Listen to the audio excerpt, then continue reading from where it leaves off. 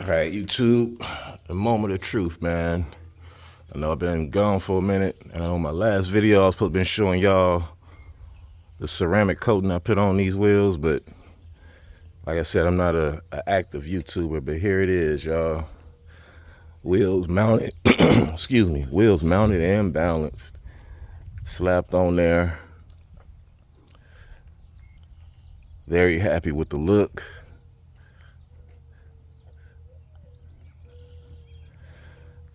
26s, man. Definitely had to do some suspension upgrades. A lot of people be saying they just slap 26s on there with no problem, no work needed, nothing. Well, not in my case, man. Not in my case. I had to, well, first the guy told me to get a torsion key lift for the front because when they initially slapped these on there, it was catching pretty good right here, right on the edge of this inner fender. And you know these old OBSs, these are all metal, so but he couldn't even turn far enough to get the truck out the shop without it touching that inner piece of steel over there in the fender. So he wanted me to get the front end lifted just at least another inch. So I went and brought, let me show y'all, because it was a fucking headache, honestly, going back and forth this whole scenario. So I went and brought the torsion key lift, like he said, like he recommended me to do. I got these from what is it? Supreme Suspensions. Yeah, my bad, y'all. I'm just waking up. But Supreme Suspensions, y'all. Of course, they don't got no label or no logo on their directions. I didn't even know they gave me this. This is like a little, so here they go. So Supreme Suspensions. They got a lot of aftermarket parts. They got a lot of kits. They got a lot of kits for them type of guys that be having them pickups that be super lifted, like 6 to 10 inch lifts on them things. They got a lot of that, but they got everything from that all the way down to what I just brought for this thing, torsion key lift. And as you can see, it wasn't installed because the ones that's on here was so fucking rusty that they couldn't even get them out. They didn't want to have to go through the extra process of using heat and all that, because we talking July 3rd, y'all. So a lot of shops out here, a lot of places wasn't really trying to have a day before the holiday with some extended long work, and I wasn't trying to have nobody working extended on a day before holiday either. So I told Buddy, just turn the keys up that's on there as much as y'all can and throw a good alignment on there. And that's what they did.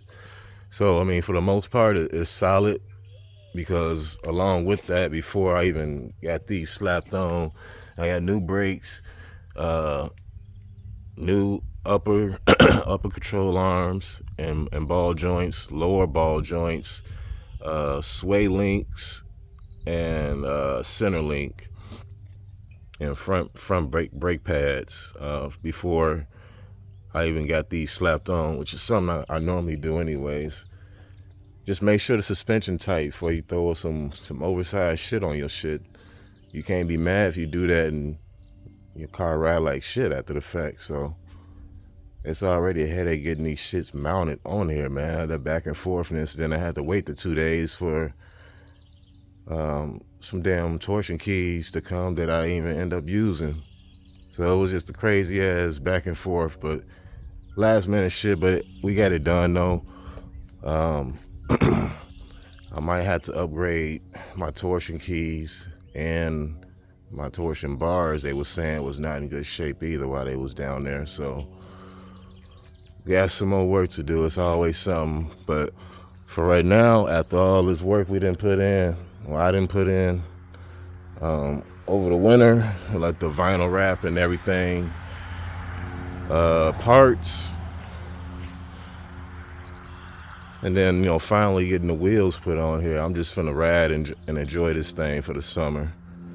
Well, one thing I did want to point out too, because, you know, everybody quick to post their success on here or some kind of social media. I did wrap this truck on my own by myself for the first time, and this is months after the fact, but y'all see I got spots right here that's coming. Them are actually body spots, man, from up underneath. So apparently I didn't sand down enough to where that spot was actually going to be completely gone, because you can see it starting to show through. And then I had some issues, man, with these inlays. Not just the straightaways, those are easy. I mean, anybody, as you can see, there's no bubbles or anything in all the straightaways all the way around this truck. But these cracks and crevices right here are tricky, y'all. You can't really see. I don't know if the camera's picking it up or not. I could definitely see it because I know where all the flaws I made in it around this truck are. So I was stuck in my memory. But like right here, like my fender, apparently I didn't sand this down well enough to where it was flush and it was completely gone, because it's starting to come back on certain angles. But I mean, for the first time, you know, by myself, I ain't gonna criticize myself too much. It's just stuff that I'm noticing months after the fact of doing a vinyl wrap by myself for the first time. So if y'all thought about doing it, as far as wrapping, it's very doable. As you can see, like, I'm not trying to brag, but for the most part, the truck looked damn good. It's just these inlays are tricky, y'all. And the thing that I didn't do enough was post heat, which a lot of guys are telling me now. That's a very important step. It's the very last step. This is after you get the wrap and everything done on it. You had to post heat pretty good. And I think what failed me is me doing it during the wintertime. I had heat in the garage, but after I was done, I'll turn the heat off because I'm going in the house. So the truck will pretty much end up sitting up in a cold or cool garage, which is not what you want for a fresh wrap. You want that extra heating session, they say, of the areas that you wrap, to kind of like make sure it's sealed on there good for, I guess, longevity wise, because these spots, the bubbles and stuff, didn't start popping up until maybe a month or two after it was on there, is when I started noticing. So I'm talking February, something like that, earlier this year, where they just started to get more noticeable to me. But other than that, man, I mean, I had the roof professionally wrapped. That's carbon fiber, 4D. That's been on there for about three years now. But yeah, man, this is it, y'all. Only thing I gotta do next is upgrade my system, which is something I was trying to get done. I went and got, I think I showed y'all the Scar amp. It's still sitting here, brand new. I had the brand new high output alternator from JS Alternators. Appreciate you guys. I got to get more OFC 0 gauge wiring. Just because I got a dual battery setup. So when you got a dual battery setup, it's not necessarily a big 3, it's a big 4. It's a little bit more wiring to include that second battery in there. It's something that a lot of places don't tell you. They don't talk about it either. So if y'all watching this video, you got a dual battery. If you got 2 batteries or more in your car, your truck, it's not a big 3, it's gonna be a big 4. Sometimes probably more. The more batteries you get in there, I don't know how the wiring goes after 2, but I definitely know if you got more than one, it's gonna be a little bit more wiring. So, I brought the kit from Scar Audio that was made for a big 3. So I don't necessarily have enough wiring for that last run from the alternator to the second battery, the positive and the ground. And then you gotta ground both batteries to the frame. And you make sure your grounds are good and should be straight. So that's one thing I gotta do still. I just gotta order. I don't know if I can find a spot that I can buy some OFC 0 gauge by the foot instead of buying a whole nother kit. If y'all know, just let me know. But other than that, y'all, I'm about to just ride this boy, put the tools down for a little bit, and enjoy the fruits of the labor, man. Next thing I probably want to do this coming winter is looking into getting a cam. A cam with all the necessary engine work. I still got some issues that I got to deal with before I even think about putting the cam in here. So, but that's the plan for this thing. But for right now, I'm just gonna sit and enjoy it, man. Shout out to, RZ Custom Lights for the Audi style sequential headlight set. Matter of fact, I'm gonna give y'all a good cold start. Give y'all a cold start.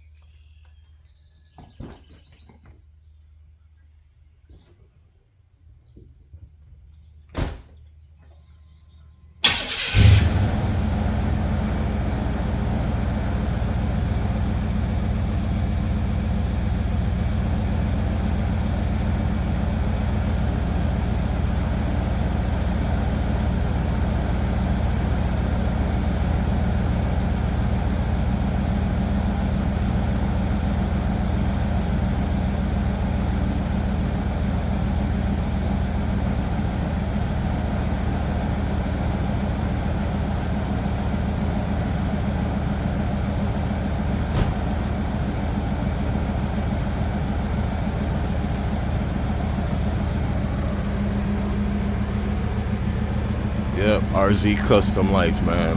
So hopefully them turn signals is working the proper way for y'all. But y'all see where they are, man. Them ain't no natural OBS headlights. Them are handmade and custom made.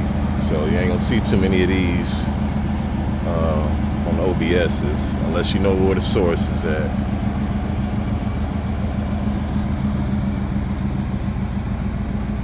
There she is, y'all. Shout out to Lover Labs for the custom badges.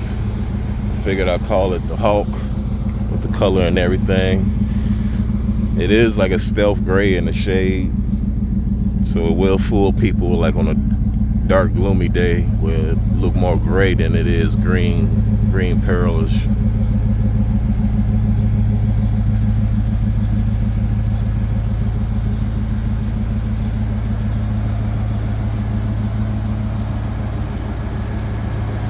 Man, I'm just looking at it now like what it used to be. Remember, it was sitting in the garage right here, torn apart. Fender's hood and shit was off and all that, and not drivable. So from that to this, so I'm grateful. Just finna sit and enjoy it, man. Eventually, I do want to get a new console because this one shakes while I'm driving. It makes that annoying ass plastic sound like it's hitting up against something, but it's really this flap. That's why I got these papers sitting right there. For the most part, the interior is in good shape. Y'all know at most of these OBSs, it's always a driver's seat that look the worst, but I was thinking about going to the junkyard and see if I could find one that's in nice shape and just swap out the seat. What else? I forgot about my Galaxy. Got the Galaxy kit. Starlight. This damn battery.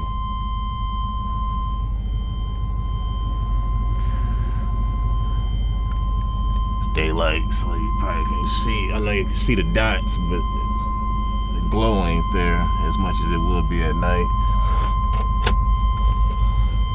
Yeah, but this it, y'all. Shit, just gotta clean her out a little bit. That's just for me going back and forth to work, just leaving shit in here. Yeah, blue lights in the cluster, the temperature gauge in, and 4x4 shifter down there. She done up the way I want it to be, so I'm happy now, man. I'm happy. And all throughout this process, this thing never failed me as far as breaking down or anything like that. Starts right up on the coldest days in the winter out here in Wisconsin. No issue. So, y'all know how it is when you got something that's dependable and something that you love.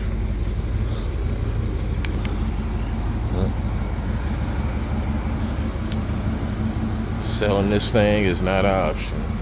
It's just gonna get passed down.